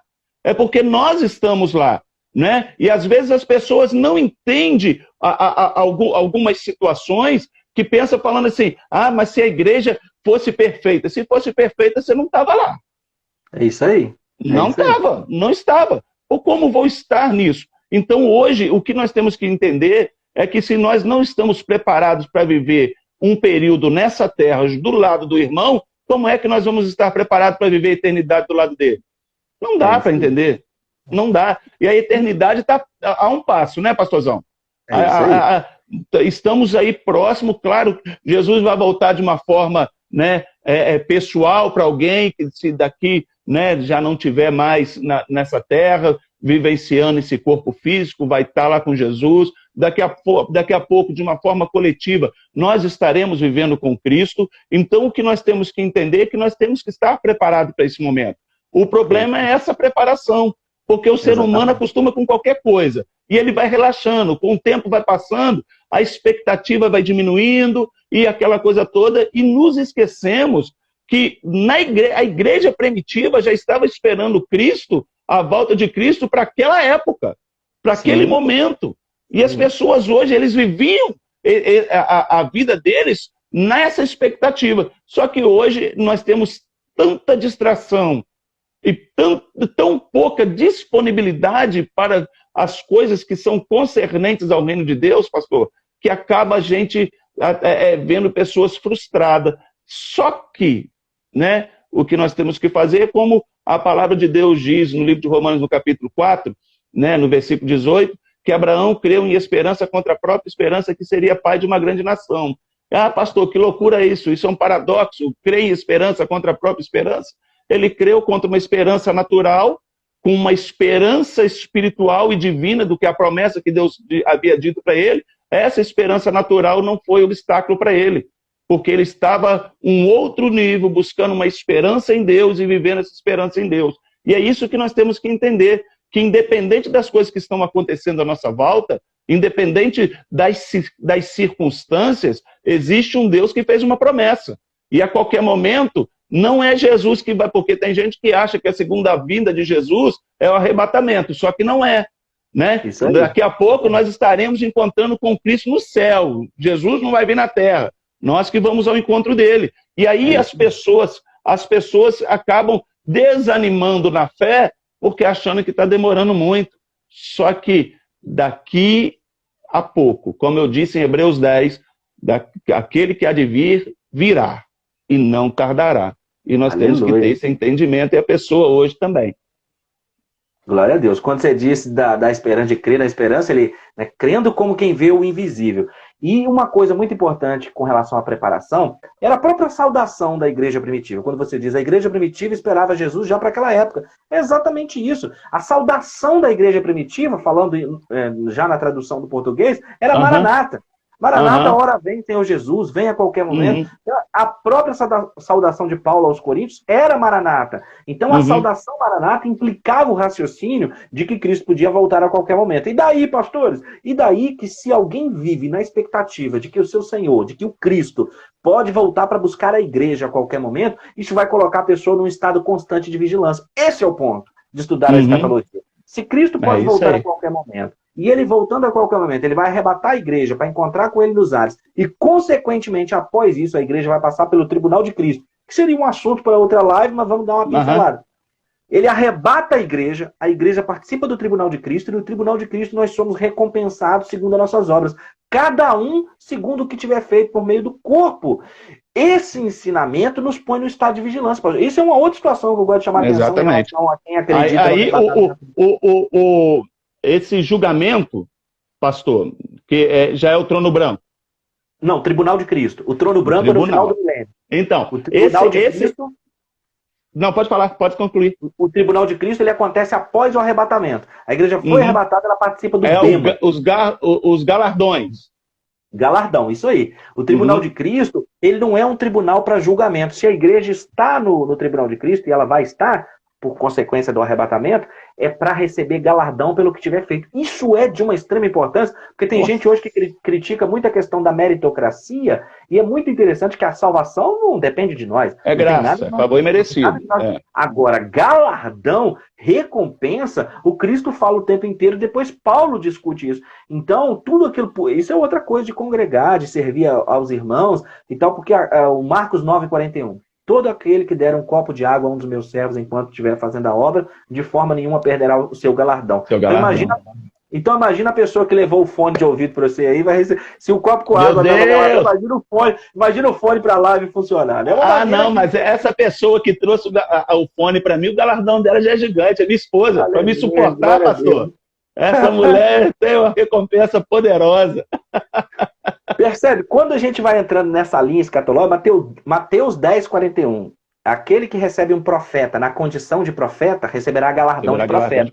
Então, nós temos aqui mais de 70 pessoas na live. Se essas mais de 70 pessoas que estão aqui estiverem nos recebendo como profetas de Deus para a sua vida, e por conta disso tomarem posição, vai ter galardão de profeta porque nos recebeu na condição de profeta. Está percebendo como que a escatologia, como que essa doutrina do tribunal de Cristo ela nos põe em movimento? Então, quem crê no arrebatamento antes da tribulação está em constante vigilância. Fica o tempo inteiro, Deus tem misericórdia de mim. Senhor, eu pequei mesmo. Não devia ter pecado não, mas pequei mesmo. Senhor, tem misericórdia, me perdoa. Então, ela evita o arrebatamento antes da tribulação, ele vai justamente chocar com o relaxamento espiritual. Mas quando a pessoa entende, porque às vezes a pessoa está na igreja que é pré-tribulacionista, por exemplo, o membro da sua igreja está lá, o pastor Célio é pré-tribulacionista, e eu estou lá. Mas às vezes a pessoa não entendeu aquilo a ponto de colocar aquilo em prática para a sua vida. E aí a salvação não é por atacado, né? O arrebatamento não é por atacado. Você crê e ensina. E o outro precisa crer daquele jeito e botar a prática naquela coisa. Imagine você, se o copo com água receber na condição de profeta, vamos pensar aqui em Hebreus 6:10, se não me falha a memória. Deus não é injusto para se esquecer do amor que você tem demonstrado para com ele, enquanto serve aos santos e continua servindo.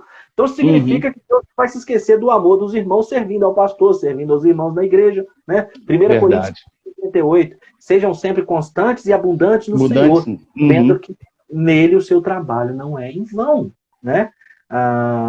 Então o que acontece nessa ideia?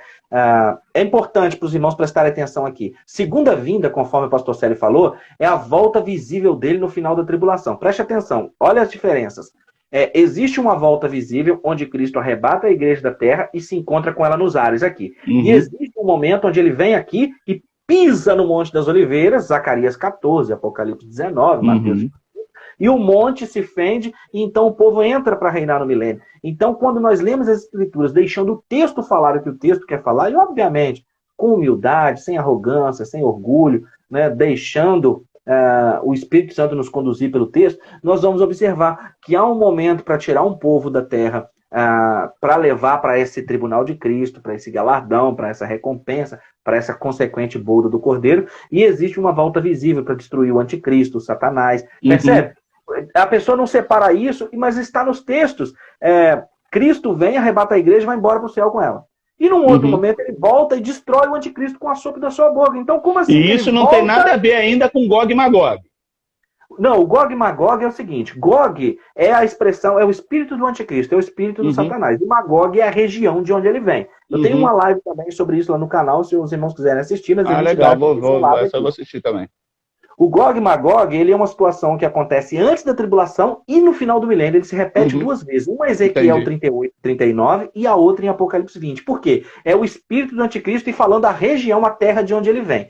Sobre a terra de onde ele vem, além de eu ter uma live sobre o Gog e Magog, tem uma live que eu penso que você vai se interessar muito, que eu falei sobre as profecias de Daniel, interpretando a estátua do sonho de Nabucodonosor, mostrando os impérios e mostrando de onde o anticristo vai vir. Essa eu vi, essa é recente. Essa é recente. Essa é, então, você já viu. Beleza, então show. Então é isso aí. Então tem a playlist lá do profeta Daniel, para quem quiser entender essas coisas melhor. Então o Gog e Magog, existe uma batalha em Ezequiel 38 e 39, antes da tribulação, tanto que dessa batalha o texto de Ezequiel 39 vai dizer que esse exército combinado que vai vir do norte, existem várias teorias a respeito de quais exércitos são esses. Algumas pessoas acreditam que seja realmente a Rússia e seus aliados, e que nesse conflito, os exércitos que vierem contra Israel, o povo de Israel vai sucatear as suas armas, o seu armamento por 7 anos. É muito interessante, pastor. Às vezes eu falo, são 15 anos dando aula de escatologia, e eu chego e a pessoa fala, mas essa... Eu falei, mas lê o texto. Eu falo assim, não, lê o texto prestando atenção, e de preferência, quando nós começamos a live, algumas pessoas falaram assim, botaram aí nos comentários, já preparei papel e caneta, não tem coisa que mais me agrada. Quando eu estou em sala de aula, fazendo live, a pessoa, peraí, deixa eu anotar isso aqui. Então, isso aí. A batalha, e depois dessa batalha vai sucatear o armamento desse exército por 7 anos, os 7 anos da tribulação. Então o texto fala, a Bíblia interpreta a Bíblia. E depois o episódio se repete no final do milênio, porque no final do milênio, conforme Apocalipse 20, o Satanás é solto. No final do milênio. Né? E as pessoas perguntam, puxa vida, por que ele é solto no final do milênio? Porque o milênio é o reino de Cristo, né? Eu sei que a live não é sobre o milênio, mas só para dar essa explicação geral. No milênio, o reino de Cristo na terra. As pessoas vão estar servindo em paz e prosperidade. Só que você se lembra quando Jesus, lá no seu discurso, ele confronta o povo, nós te amamos, Jesus. Pô, Jesus, nós estamos contigo. E ele virou e falou, vocês não amam nada. Vocês estão andando atrás de mim porque eu multiplico peixe e pão. Lembra dessa... Jesus confronta o povo assim? No milênio, imagine você, a igreja vai estar num corpo glorificado, ok, mas muitas nações estarão procriando. Então essas pessoas vão estar servindo ali porque elas já nasceram e vivendo 100 anos, 200, 300, 1000, sabendo que aquele é o reino bom e tal. Então o milênio é a última peneira que visa selecionar quem vai entrar para a eternidade. Por isso que o Satanás vai ser solto no final do milênio, buscando corromper. Então, as pessoas que estarão de carne e osso e sangue serão provadas para ver se elas estão amando a Cristo pelo que ele é ou pelo que ele tem para dar. E não tem coisa pior, né, pastor? Do que um casal se apaixonar e, de repente, a mulher descobre que o cara não está com ela porque a ama de verdade, mas está porque ela tem. E vice-versa. A mulher está com o cara descobre que ela está com ele, não é porque ela ama, mas é porque ele resolve certos problemas, porque ele tem dinheiro, enfim. Bom, e nós demos um salto lá no milênio, deixa eu voltar. Então existe, e olha aqui, pensa comigo, pastor, nessa leitura. Paulo disse que a volta de Cristo no final da tribulação é para destruir o Satanás com o sopro da sua boca. Mais uma prova de que não pode ser o arrebatamento, porque ele vem, arrebata e acontece a tribulação. Como é que ele vem, arrebata e destrói o anticristo, e qual é que é a tribulação que vai ter? Percebe como que só nós fazemos uma leitura? Veja se eu consigo falar uma coisa. É muito importante ser fiel à igreja. Aqui estamos. Por exemplo, as pessoas que estão congregando na sua igreja, é muito importante elas ficarem fiéis à sua pregação, à sua declaração de fé. E a sua declaração de fé é bíblica. Você é um pastor bíblico, é um homem de Deus, a gente se conhece há muito tempo. Você é um homem de Deus. Agora, tem situações e denominações que o próprio estatuto e a declaração de fé da igreja vai contra a Bíblia. Vai contra o texto bíblico. E tem gente que não percebe. Mas eu não... Longe de mim querer ser juiz de qualquer coisa e fugir da ética. Então é óbvio que eu não vou mencionar nome de igreja, de nada aqui. Mas tem situações que a pessoa está vivendo uma coisa, uma prisão, um peso, um jugo pesado, que ele não é de Cristo. Que não é de Cristo. E às vezes a pessoa fecha mais com a instituição do que com a Bíblia. Por isso é importante buscar uma igreja bíblica para congregar. Onde a pregação do pastor, a declaração de fé, ela é bíblica. Você sabe que quando Jesus disse lá no Mateus 11, ele disse, aprendei de mim que sou manso e humilde de coração, né? Ele disse que o fardo era leve, o jugo era suave. Por que Jesus fala aquilo naquele contexto? O fardo, os rabis, os rabinos, os mestres daquele momento, eles andavam com os rolos, que não eram os livros conforme a gente tem hoje, né, gente, que está assistindo em casa, não eram os livros entapadinhos, eram os pergaminhos, os rolos. E os rolos andavam dentro dos fardos. Os fardos eram o saco, que andava nas costas. Só que o mestre ia na frente. E o discípulo é que vinha atrás carregando o saco, o fardo com os rolos. Por isso que Jesus falou assim, não pode parar com isso tudo aqui, que o meu fardo é leve, o meu ensino não é pesado. Tanto que quando eles confrontaram Jesus com relação à cura do sábado e aquelas coisas todas, Jesus falou assim, nunca leste o que fez Davi, quando ele comeu o pão da propiciação, e depois mais à frente Jesus vai discutir, ora, o homem não foi feito por causa do sábado, e sim o sábado por causa do homem. E ele vai, muito interessante. Então quando ele diz, o meu fardo é suave, né? O meu fardo é leve, o meu jugo é suave, o jugo, porque o povo estava sob o jugo do Império Romano, havia um contexto cultural imediato de lá e então, que deveria se compreender para compreender as Escrituras. Então, quando nós vamos para as Escrituras, deixando Deus falar, deixando o Espírito Santo falar, cumprir a Escritura, pastor, deixa de ser pesado. Esperar a Cristo voltar com uma vida de consagração, de renúncia, aquilo que tiver que fazer, o Espírito Santo, se nós estamos em Deus, se nós estamos em Cristo, o Espírito do Senhor, ele vai nos dar força para nos prepararmos para o arrebatamento da igreja. Mas, mais uma vez, já passamos de 80 pessoas. Você que está nos assistindo aqui, é preciso estar em Cristo. É preciso estar em Cristo, porque o escritor, o Paulo, aos Gálatas, disse que foi para a liberdade que Cristo vos chamou. Portanto, não vos coloqueis debaixo de outro jugo. Então, quando nós estamos em Cristo, estamos na palavra, quando estamos com um pastor que prega a palavra, e abraçamos aquela palavra, e abraçamos a palavra inteira, porque quando você chama a atenção para uma coisa muito importante, a turma que é a parte da Bíblia que é prosperidade, que é comer o melhor dessa terra, Isaías 1, 18, 19, beleza, ok. Ora, mas é preciso, conforme Paulo aos Coríntios que você citou, esperar a Cristo para a vida do além, para a metafísica. Por quê? Se nós esperarmos a Cristo só para essa vida, somos os mais miseráveis dos homens. Então, o nosso enfoque será a nossa realidade. Nós temos que viver o aqui e o agora, mas lembrando que a nossa pátria está nos céus, que Jesus vem a qualquer momento, e que nós temos que estar preparados para que ele possa vir a qualquer momento, mas trabalhar, produzir, realizar, consagrar, como se ele fosse voltar daqui 100 anos. Né? Mas o problema é isso tudo aí, pastor, que nós temos visto, que as pessoas deixam de crer e automaticamente, eu ia falar um termo aqui, mas as obras, elas ficam de lado também. A obra de transformação, de reestruturação espiritual, de reestruturação de caráter. Hoje, isso, né, não foge daquilo que a gente está dizendo, o tema da live, e nem do assunto. Né? Hoje nós temos visto que pessoas ficam com medo até de lidar com crente. Né? Por quê? Pô, rapaz, se você imagina um camarada que crê que Jesus ele pode voltar daqui a 2 minutos, você acha que ele vai querer fazer uma lenha? Você acha que o camarada vai querer, poxa, Jesus pode voltar aqui, rapaz, eu vou ficar fazendo essas coisas, daqui a pouco eu vou estar com Cristo no céu. Para que eu vou querer passar a perna no irmão para me dar bem em cima de uma situação? Né? Mas o que nós temos que entender é que, né, pegando um gancho aqui, é que independente de nós sermos pré-tribulacionista, meso ou pós, independente de ser milenista, amilenista, né, isso aí não influencia na salvação, né, pastor?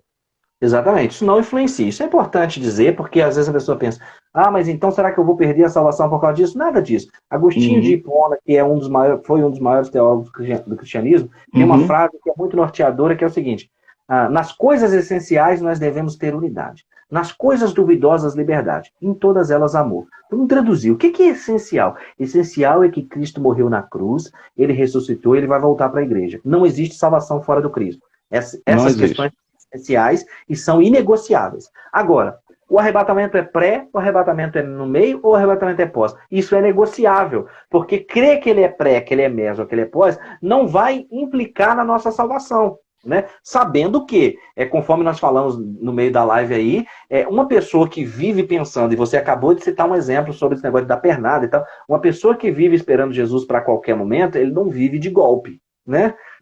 Ele não vive dando nó em pingo d'água, rasteira em sapo, ele não vive, porque ele está esperando Jesus voltar. Claro que tem essas questões, mas é lógico que se uma pessoa é meso-tribulacionista ou pós-tribulacionista, ela não vai perder a salvação por conta disso, né?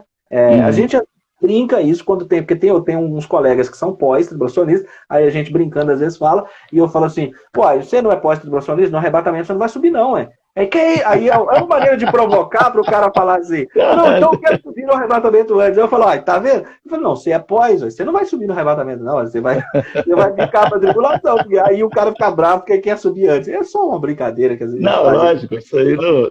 A gente, né? Mas o importante é nós entendermos isso, que independente de qualquer coisa, se temos uma vida piedosa em Cristo, se estamos vivenciando aquilo que a palavra nos ensina, sendo pós, pré, meso, a coisa é encontrar com Cristo lá em cima. É estar com Ele e é vivenciar com Ele. O que garante essa subida, né? Então é muito importante esclarecer isso para os irmãos. O que garante essa subida não é ter determinada corrente teológica. O que garante essa subida é estar em Cristo, é nascer de novo, é ser nova criatura. Efésios 4, que diz o seguinte, Paulo confronta a maneira de viver daquele povo e fala com eles. Não é assim que vocês aprenderam de Cristo, mas ele fala uma coisa muito interessante na sequência, que ele fala assim, se é que vocês aprenderam de Cristo. Ele fala assim, porque vocês são a igreja, então conforme ao velho trato, vocês tinham que estar vivendo diferente. Se mentia, não mente mais, se roubava, não rouba mais. Fale cada um a verdade ao seu próximo, porque não foi assim que vocês aprenderam de Cristo, se é que vocês... E ele confronta, se é que vocês aprenderam de Cristo, porque lá você estava, na igreja você estava, mas você estava... Ouviram. Será que aprenderam? Essa palavra estava entrando. E uma coisa muito interessante que o João 14 revela, e o Provérbios também vai tratar isso, é que o homem tendo ouvido o evangelho uma vez, ele se torna indesculpável. Isso é outro ponto. Então ninguém poderá dizer, a culpa foi do pastor, a palavra está sendo pregada, a salvação é individual. Cada pessoa precisa militar por si, precisa batalhar por si. Ah, pastor, mas é tão difícil ser crente, é tão difícil. É difícil porque nós estamos tentando na nossa própria força, na força do nosso braço. Porque nós estamos confiando na nossa força. Mas nós temos que confiar no Senhor, né? Eu costumo dizer que difícil é ser cavalo do diabo. Isso que é difícil. Nossa Deus, isso que é difícil. Pastor, minha bateria aqui vai zerar daqui a pouco, pastorzão. Então, vamos para o encerramento. Rapaz, se eu não estou enganado, nós fizemos uma live de 1h30 sem ver. Não é isso? Sem ver. 1h30 sem ver. Então, pastorzão, meu querido, muito obrigado por esse convite, muito obrigado por essa live. Foi um prazer muito grande estar aqui com você. Você é um homem de Deus, é um prazer, uma alegria. Se você quiser fazer a segunda parte para nós discutirmos a tribulação, vai ser um prazer também para mim. Eu quero sim. Eu queria sim. Vou aproveitar você e a sua audiência, quero convidar você e os irmãos, neste sábado, às 21 horas, pelo YouTube, eu vou fazer uma live só para responder perguntas do Apocalipse. Inclusive o título é esse, Perguntas e Respostas do Apocalipse. Quem tiver disponível aí, sábado, às 21 horas, poder assistir, vai ser bem-vindo lá no canal A Hora da Escatologia no YouTube. E aí eu vou te pedir para você pedir os irmãos para seguir o canal aí, para inscrever. Não, sem problema. Não esquece na hora que acabar você salvar, porque aí, irmãos, eu vou pegar no Instagram do Pastor Célio essa live e vou postar lá no YouTube, vai fazer parte da minha playlist de arrebatamento. Na playlist do arrebatamento tem uns 20 vídeos explicando várias passagens uma a uma e essa playlist vai estar lá. Mais uma vez, muito obrigado por essa porta aberta, viu, meu pastor? Amém. Para mim foi uma honra, tá, pastorzão? Porque ouvir o senhor falar disso aí só nos alimenta, nos enriquece e nos estimula ainda a buscar mais conhecimento sobre o assunto. Tá? Quero agradecer o senhor pela disponibilidade, agradecer cada irmão que está aí ligadinho conosco e não esquece, segue lá o pastor, A Hora da Escatologia, tá bom? Segue, aperta o sininho lá para vocês estarem cientes sempre quando ele estiver lá com algo novo e também assistam as playlists, porque tem muita coisa boa lá, mas muita coisa boa. Tá? Então fique ligado aí, segue ele também, vocês que no Instagram, clica aí, começa a seguir e vai ser benção. Pastorzão, que honra, tá? Beijão pro senhor, pra família, coração, e que nós possamos estar mais juntos em nome de Jesus e vamos marcar uma outra. Tá bom, pastorzão? Os irmãos estão dizendo aí que a Roberta tá falando que a live não podia acabar, que quer a parte 2, então vamos fazer isso aí, pastor. Vamos fazer a parte 2. Tá bom? Vamos fazer, em nome de Jesus. Caminhar então junto. Tá bom. A paz, Deus abençoe todo mundo aí. Paz.